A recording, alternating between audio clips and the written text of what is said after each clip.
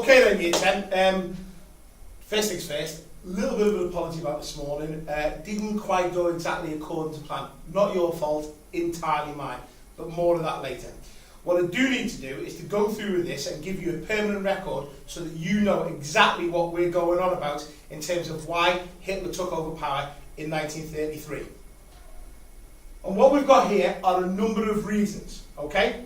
Now, as I say, this is a permanent record for you guys to keep, so keep replaying it over and saying what an idiot your teacher is or whatever else, but it's there for you.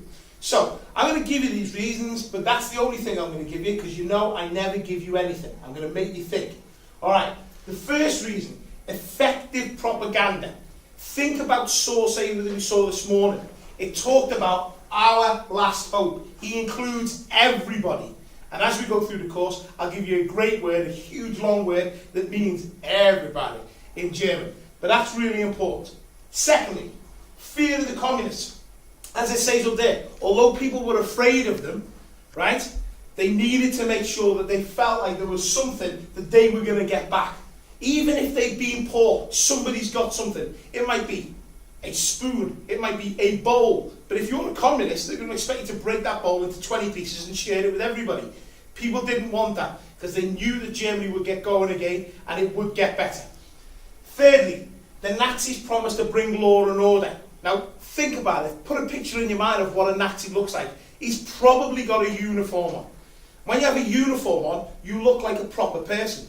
For example, if you get stopped by somebody wearing a police uniform, you'll probably do what they say. You might not know they're a policeman, but you'll probably think it, simply because they look the part.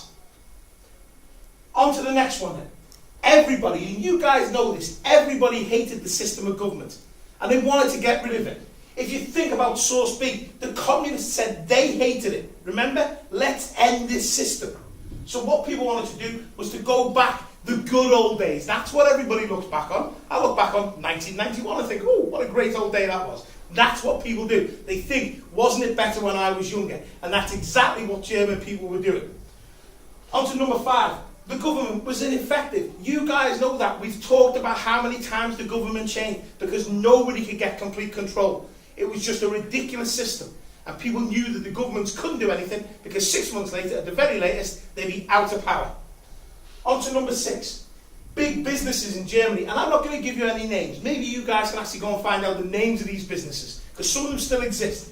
They actually went to the Nazis and said, we'll pay for all this propaganda. We'll pay to put all the print of the posters. Why? Because they'll get government contracts in the future. And talk to Tony Blair and David Cameron. Give them government contracts, it's guaranteed millionaire status. On to the last ones. Without doubt, the main reason was the Great Depression. You guys know this again. Without the Depression, no one voted for Hitler. Simple way of doing it. Look at the maths. Before, 12 MPs. After, over 100 in less than a year. And then number 8. Finally, people don't believe this, he was helped into power.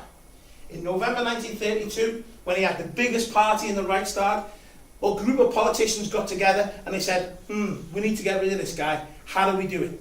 Well, let's put him in charge of the big job. Let's give him the chance to make a complete pig's ear of it, and then he'll disappear forever. But as we all know, that never happened.